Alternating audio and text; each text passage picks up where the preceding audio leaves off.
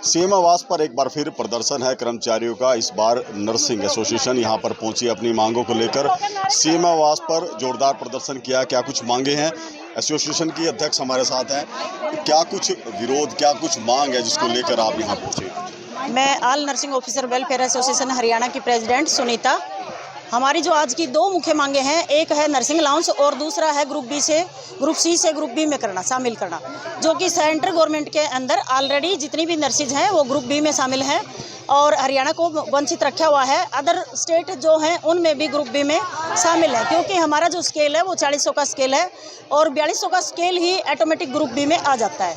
दूसरा, हमारा जो 7200 नर्सिंग अलाउंस की जो बात है वो 1998 से हमारी चली आ रही है, लेकिन जब भी हमारी फाइल या हम कोई धरना प्रदर्शन करते हैं, हमारी फाइल आगे चली जाती है और वहाँ पे सिर्फ हमारी फाइलों को डस्टबिन में ही डाल दिया जाता है। आज तक हमारा नोटिफिकेशन जारी नहीं हुआ। 2019 के अंदर हमारा बजट बना, हमारे डिपार्टमेंट से बजट बन के और सरकार के अंदर चला गया, लेकिन उसकी नोटिफिकेशन आज तक जारी नहीं हुई। पीछे से कहूँ तो बहुत सारी सरकारें आई हैं, गई हैं सरकारें, लेकिन किसी सरकार ने भी ये लागू नहीं किया। 2006 के अंदर हमारे जो मेडिकल कॉलेजेस हैं, जब कांग्रेस की सरकार थी, मेडिकल कॉलेज को कांग्रेस की सरकार ने नर्सिंग अलाउंस लागू किया, लेकिन हरियाणा की जो नर्सिज हैं उनको वंचित रख दिया। हमारी एक क्वालिफिकेशन है, सेम हमारा काम है और हर चीज़ मतलब हर काम समान होते हुए भी हमारे को क्यों वंचित रखा हुआ है। तो आज की हमारी मुख्य दो ही मांगे हैं और ये हमारी मांगे लागू की जाएं। हम सरकार से ये मांग करते हैं। अगर सरकार नहीं मानती है तो आने वाले सरकार में, आज सरकार हमें रोड पे खड़े करे हुए है।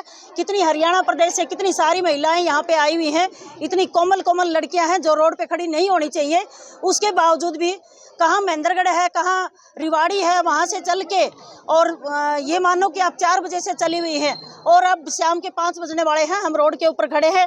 अभी तक कोई भी एक नुमाइंदा आया था, हम नहीं जानते उसको।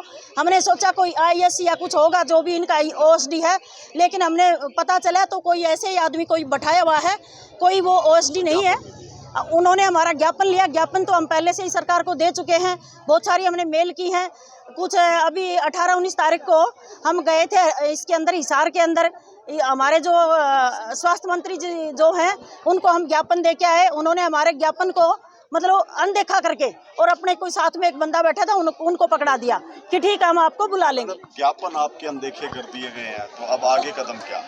आगे कदम बहुत सख्त कदम लिया जाएगा। सरकार बहुत हल्के में लेके चल रही है, तो सरकार ये सोचती है कि इनको हर बार ऐसे ही टरका के भेज दिया जाएगा, लेकिन ऐसा नहीं होगा।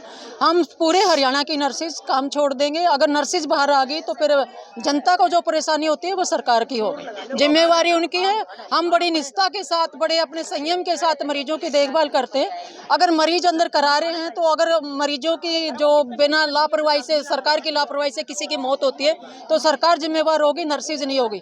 अगर नर्सिज को यथाउचित जो उनका सम्मान वो नहीं दिया जाता। नर्सिंग अलाउंस के लिए हम 1998 से लगे हुए हैं संघर्ष में, लेकिन सरकार ने हर बार फाइल चलाई बंद कर। आज का विरोध नहीं है। आज का विरोध ये है कि हमें अंदर बुलाया गया और सिर्फ कागज ले लिया गया। वो कागज जो अंदर बंदा बैठा है कि OSD बैठा है, हमें नहीं लगा वो OSD कोई पढ़ा लिखा OSD के कागज लिया जी बात करेंगे। इसके लिए हम हरियाणा छोड़ के नहीं आए हैं।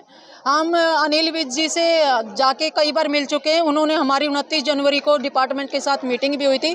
मिनट्स ऑफ में जो होती है मीटिंग की जारी की गई थी, उसके अंदर भी हरियाणा की पैरिटी का नाम दिया था कि मेडिकल कॉलेजों में मिल रहा तो हमें भी ज़रूर मिलेगा, लेकिन वो भी दरकिनार कर दिया गया। वो फाइल हमें नहीं पता, अभी तक कोई भी एक्शन सरकार ने नहीं लिया और सरकार को ज्ञापन देने की जरूरत नहीं है। इतनी पुरानी मांगे हैं तो सरकार के हर मंत्री संतरी और सभी को पता है कि नर्सिस की डिमांड क्या है। नर्सिस 4600 ग्रेड पे में आती है, जो ऑटोमेटिकली ग्रुप बी में आता है।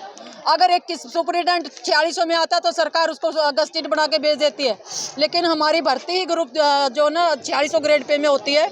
हमारा बेसिक ही 4600 ग्रेड पे से लागू है, तो हम ऑटोमेटिकली ग्रुप बी में आते हैं। तो सरकार से हम बहुत अपील कर चुके हैं, अपील से सरकार नहीं सुनती। इतनी गंगी बहरी सरकार की हो।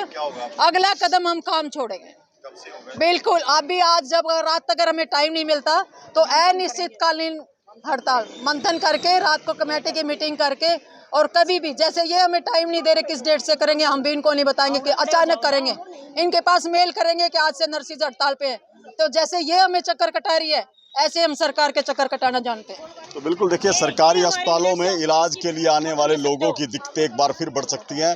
अभी डॉक्टर्स की हड़ताल समाप्त हुई है, लेकिन अब नर्सिंग स्टाफ जो है हड़ताल पर जाने की तैयारी कर रहा है। अपनी मांगों को लेकर कई बार ज्ञापन दिए थे, लेकिन सरकार की तरफ से कोई आश्वासन नहीं मिला। तो ऐसे में अब जल्द ये ऐलान हो सकता है कि नर्सिंग जो है वो भी अनिश्चितकालीन हड़ताल पर चली जाएंगी। ऐसा अल्टीमेटम यहाँ पर दिया गया है। करनाल से महेंद्र सिंह, इंडियन न्यूज़ हरियाणा।